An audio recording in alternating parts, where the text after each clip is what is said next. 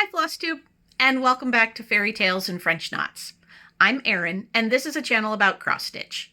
My videos are typically long enough that my family wonders what I'm up to, but short enough that you can watch them on your lunch break. So right around 20 to 30 minutes is about how long I can talk to you and or myself, because that's what this feels like sometimes. So this is episode 19, and today is Friday, May 10th, 2024. This is a rare daytime recording for me because I had a doctor's appointment this morning and my daughter has a dentist's appointment this afternoon, so I've taken the day off from work. I'm probably going to ramble a bit today based on what I've been working on and what's just been running around in my brain, so here goes nothing. Thought I'd start with my whips. And in last month's Whip Go, one of the projects that was called for me was Plum Street Sampler's Sea Hag, which I started as a New Year's start about 2 years ago, and then put in a bag because I was not loving the fabric that I was working with. Part of that was because it uses overdyed flosses, and I was still working out the best way to stitch back and forth, because I don't like, I'm a typical bottom left to right, top right to left, complete every stitch with an overdyed floss stitcher. And then when you get to the right side of a row of stitching and you have to go back to the other side, carrying the floss was making me nuts. Anyway, I figured out how to stitch back with the same tension, and I like it a whole lot better now. So here is my project, Sea Hag by Plum Street Sampler. And I've got most of that front sail with the exception of about 2 rows done. And then the other 2 sails are obviously need some work. Part of the text is done. I'm also a center starter, you might have noticed from that, because obviously there's more verse that goes this way and then below.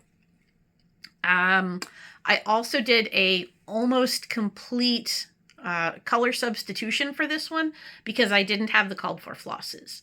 So at that point in Plum Street's design history, she did provide DMC conversions for all of her overdyed flosses. So I took my DMC chart and went to my own drawers of stash and found things that were close. And that's coming along. And then this month's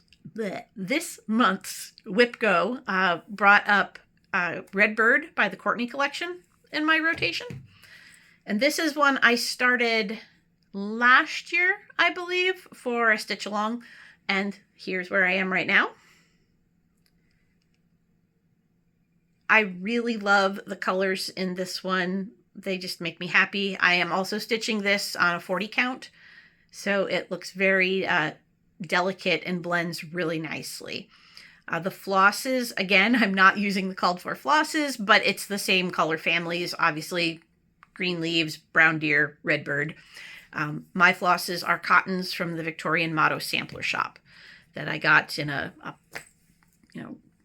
extra pack someplace. So those are my whips right now. But I've been doing a lot of finishing lately. And my finish of choice right now seems to be flat folds. So I thought I'd show off the flat folds that I've finished and then go into where I've acquired some stash, but not stash that I need to stitch, but stash that I need to finish. So my flat folds. I use a combination of methods. I've used Vana, the Twisted Stitcher. I had actually my first flat fold instructions I got long before YouTube even from Danny, TKD Stitcher, or TKD Chick. Used to be on the bulletin boards, and she had a blog. I remember vividly being at work and printing off her blog post on how to make flat folds. So like I said, I do use glue. I sometimes will whip stitch edges together if it's not looking the way I want it to. Yeah, and then I'm a fan of embellishing my flat folds. I make twisted cording quite frequently. Actually, probably 99% of the time, I make a coordinating twisted cording to finish my flat folds. And then I will find doodads. And let me show you what I mean. So first one I'm going to show is Early Bird Gets the Worm, which is an old Bent Creek pattern from, I think, Cross Stitch and Needlework, the Better Homes and Gardens magazine from somewhere in the 90s. Here is my flat fold. Twisted cording made with 2 shades of DMC because I didn't have enough of the one I thought I wanted. And then a button that came from a pack of buttons. And that's just attached both to the floss and with a bit of glue. At the bottom, I have some ribbon, which keeps the thing from falling completely open. And instructions for that are on Vanna's YouTube video. And then if you look very closely here, you can see where I did some little whip stitches to hold the edges together, because this fabric on the backing was from Joann Fabrics. It's pre-quilted, which I love the look of, but it did not want to get squashed into that backing sandwich. So there's that one. After I finished that one, I picked up Sweet Strawberry, which I stitched on 40 count, and this was a freebie from, I believe, Cosmic Handmade. And I learned some lessons with this one. So here's the flat fold. The first thing I learned is that working with a vertical horizontal pattern with straight lines is really hard, especially when it's a cheap fabric. This was a scrap from my piles of finishing fabric. I couldn't tell you when or where I got it. We'll get to where some of this stuff has come from here in a minute. So that was a treat to work with. And again, ribbon on the bottom, twisted cording. And for this one, I decided I wanted to try to mimic the flowers. So I used little white beads with yellow centers. I had some bead leaves, and then I had this charm that I put on the corner. So there's that one. And then I went back into my tub of finishes, and I found this sandcastle design from, I think it was in Just Cross Stitch. I couldn't tell you who designed it or when anymore. Here's the backing fabric, which I just thought was fun. And I honestly did purchase this fabric for this design years ago. So I finished the stitching, and I knew that it was in a box. And I saw the fabric on sale somewhere and went, ooh, that'll be perfect for that thing that I stitched 10 years ago. Put it back in the box. Did something with it. So here's this. So you can see you can already see my embellishment there on the top. But here's the front, which I think came out super cute. Again, DMC, twisted cording. Here I used a satin ribbon, and I had these jeweled straight pins, which I put in the center of the bow, holding the other end and then holding this end. Did the twist to make it look like kind of wave feeling. And these little notched ribbons, I did put just a dab of tacky glue on so they don't fray. And then these were just charms that I had saved. I know that the flip-flop was from a wedding sampler I did for some friends who had a beach wedding. And the seashell was because I needed 3 seashells for some finishing project. And I have a gigantic bag or tote full of seashells. So there's that one. After that, I stitched one of the purple threads. Every year at Celebration of Needlework, Sharon from the Purple Thread puts out a free design for the dinner attendees, and this one was called the Pink House. So here is the Pink House. If you've seen the Pink House or you have this kit, you may notice some changes. First one being that her little tree was only one triangle high. I added the second triangle. My husband looked at it and went, "That does not look like a tree. It looks like a certain piece of male anatomy." He wasn't wrong. So I added the third level of tree. And then this was actually a button from the first quilt I ever tried to make, which was for my younger sister. It was one of those quilt kits that Joann Fabric used to sell with really cheap fabric in it. And I thought, after I'd sewed all the blocks together, and they were all kinds of crazy, I thought I could make it like a pillow, like sew all around the edges, turn it right side out, and then just smush it together. It came out okay. Thank goodness she wanted a quilt for her couch for her and her dog. It was a good dog quilt.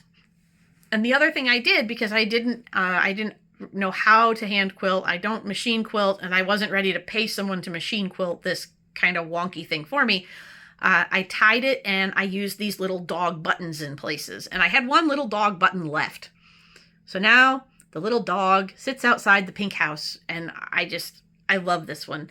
I'm actually thinking of sending it to a friend who's in breast cancer treatment. So that one's all done. And then the last thing of my own that I did some finishing on was We Still Go On by Dee's 20 Stitches. I did not make a flat fold.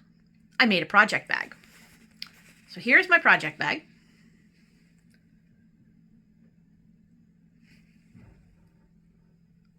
I think this fabric just plays wonderfully with the over-dyed floss I used. The floss I used for the dragon is Kraken by Night Stalker Calling. I don't know if that floss is still available. It was one of their monthly specials back in June or July. And I actually did, zipper note, I made it lined. And this lining fabric that I bought was another one of those incredibly cheap fabrics. And by cheap, I don't mean necessarily inexpensive. I mean cheaply flimsy made. But I used some interfacing, and this came out really nice. I used my quilted interfacing on the back, but I didn't sew any quilting lines in it. So all set with that. And then the one other thing that I finished stitching but have not finished was a little freebie. I actually probably going to make a flat fold out of this too. It is What the Cluck by Fiddlesticks AU. And I just did that because it was fun. Actually, the other reason I did it is because my mother and I were planning to go to a craft show this weekend, and I was going to take some of these things with me to try and sell, but it's raining here. I don't know where you all are, but yeah, it's a weekend in upstate New York in May. It's probably going to rain. It will be 90 degrees on Wednesday when you have to go to work. Saturday, it will rain. Sunday, it will rain during the part of the day when you thought you might get something done outside, and then it will be sunny on Monday. So I now have a pile of flat folds, and I have more flat folds. And here's where I'm going to wax philosophical for a bit. The reason I have more flat folds is that I went to an estate sale. So not only is it the rainy season here in upstate New York, it's also getting to the edge of yard sale, estate sale, auction time. And this is where I start thinking about, what happens to all the stuff we make? And I went to this sale because the sale management company posted on Facebook, and they said that they had, beautiful finished cross stitch. And I thought, okay, well, that means there might also be a box full of patterns I've never seen, or, maybe she had Lady of the Flag. Who knows? So I got out of work early last Thursday and headed to this auction.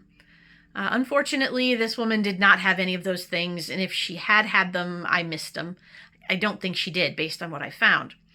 What I did find was a whole lot of needlework, and I couldn't let it sit there.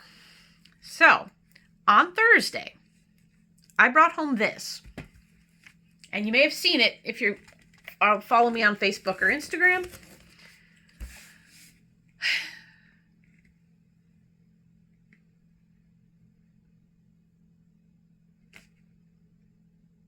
That is Santa with Reindeer, or Santa and Reindeer by Designworks, designed by Joan Elliott.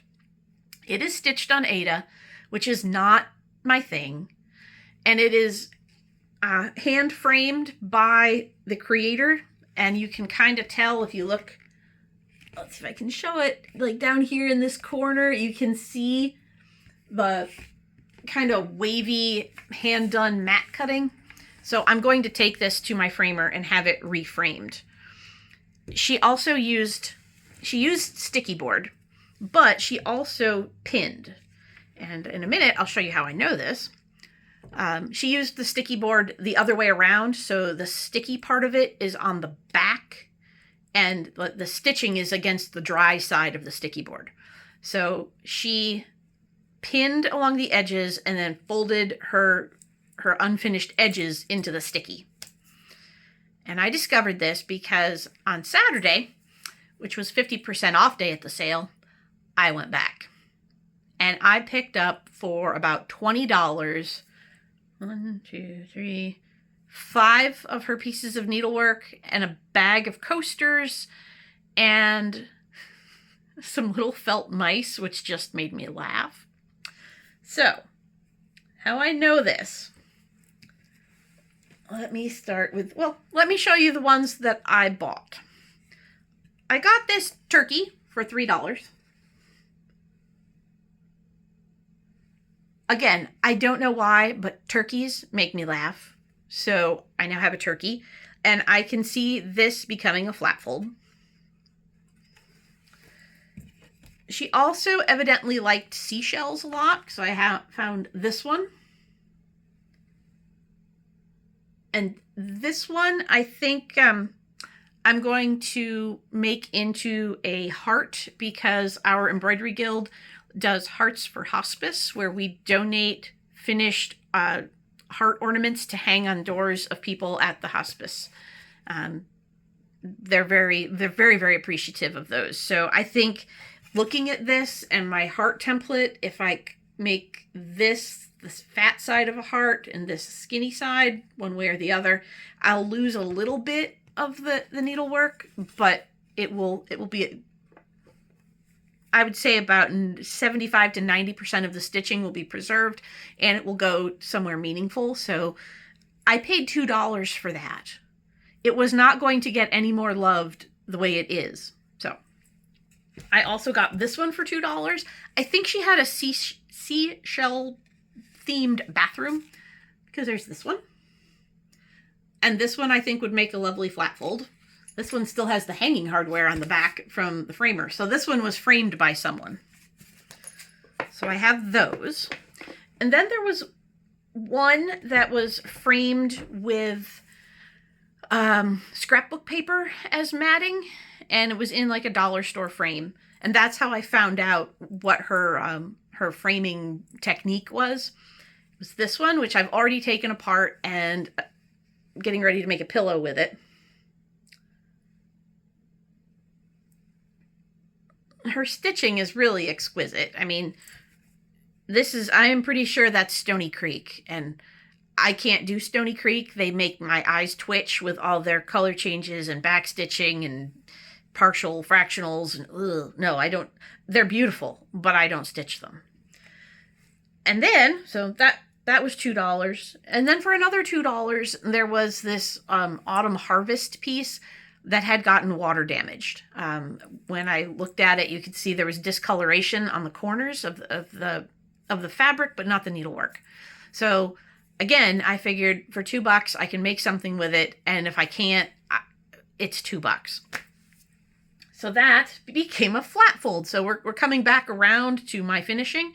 This is a flat fold, and here's what I did with it. The worst of the water damage was up here, which is why there is a wooden leaf sewn on there, and the little autumn harvest berries. And then this one I just kind of hung from a piece of thread. And there was also water damage down here, but I think it was far enough out of this rectangle that it doesn't show. So that one I finished. My backing is this funky orange fabric, and inside is a bunch of words about autumn and harvest and all that. So there's this little guy. He's actually not little, he's pretty big. I don't have a banana for scale, but you get the idea. And then she had a bag of coasters, and I'm sure all of us have at some point in time seen those acrylic coasters where you put the thing around a sticky board and wedge it into the lucite acrylic, and then there's a piece of cork that goes on the back. She had a set of autumn coasters, and I brought those home, took them apart, and I have tiny flat folds. Here we have Tiny Turkey.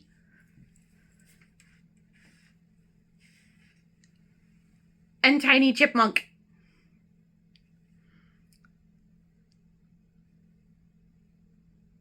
Oh, they make me laugh. But they could look super cute on the table with some, I don't know, whatever your autumn table decor is. You know, stand them in there.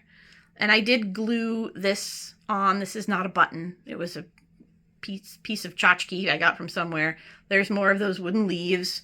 This one, I just used the braided trim, and I put a little straight pin with a wooden bead on the top of it. So there's that. I've really been a bit of a finishing fiend. Maybe that will be the title of this episode, Finishing Fiend.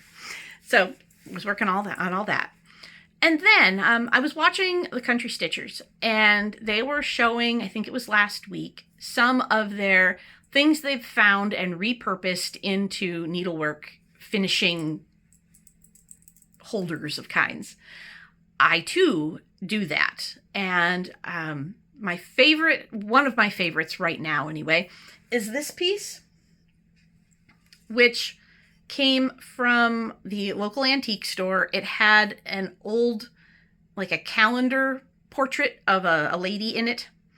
And the piece I stitched is, I don't even remember what it was called. It's an alphabet sampler that I got at Celebration of Needlework. So this is what it is. And I just love this old, like, Art Deco frame. And I didn't even do anything with it other than I re-glued the corners, reinforced some of this, and I sprayed it down with polyurethane so the paint would not chip further. As you can see, the paint had already chipped off a little, but I think it looked good that way. I like that rustic antique look to it. So yes, I tend to troll, again, estate sales, yard sales, antique shops, thrift stores, looking for stuff like this that can become needlework stuff. And at that estate sale where I found all of the pieces of needlework I just showed, she was a Yankee Candle nut, I think, because everything I brought home, like when I started opening the frames and taking things apart, it smelled funny. And I was thinking, what is that smell?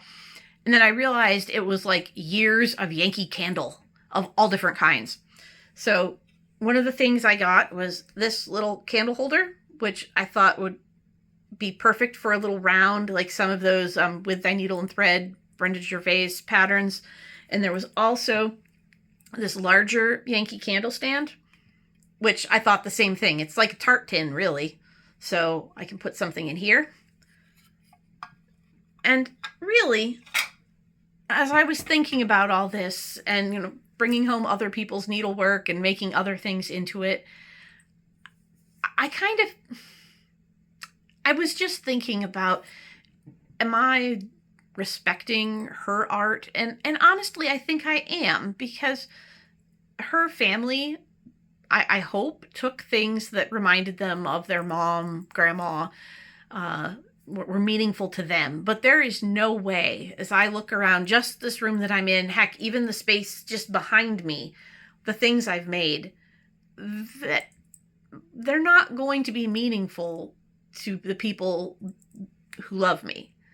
I certainly hope some of it is. I hope that they go, oh yeah, we really want this thing of mom's or grandma's or Aunt Erin's or whatever. But I also know that some of the most meaningful stuff to me that came from my grandmother, who was a crafter, is a paperweight off of her old desk and her cookie jar. They weren't things she made. They were things she had that reminded me of all the times we spent together. And yes, I do have a quilt that she made for me that I used until it frayed and was full of holes and fell apart, because my grandmother quilted with bargain store fabrics of varying qualities and fiber contents. And, she was a practical quilter. She was not an art quilter. And her quilts, therefore, are very practical and very warm until they fall apart. And that was the expectation.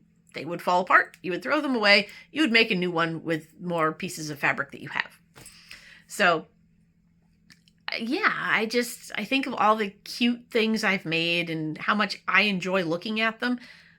I don't think someone else will. And I hope that they end up in an estate sale and they make somebody else happy, even if it's only for $1 or $2. Because really, in the end, we're all just the people that we are, and the things that we have and the things that we make are just things. And that was the other really sobering thing about that estate sale was I took pictures of it and I showed it to my mother. This woman also collected Hummels. She collected Precious Moments. She collected Creative Tales, the little mouse figures.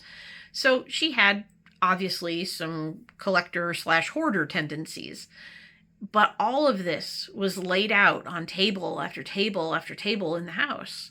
And I started thinking, wow, this is really terrible. And then I thought, if you had to take everything you own, not just the things you use, but everything you own, including the things that you think are, neatly stored in, plastic bins and drawers and cupboards, and put them out on tables, what would that look like?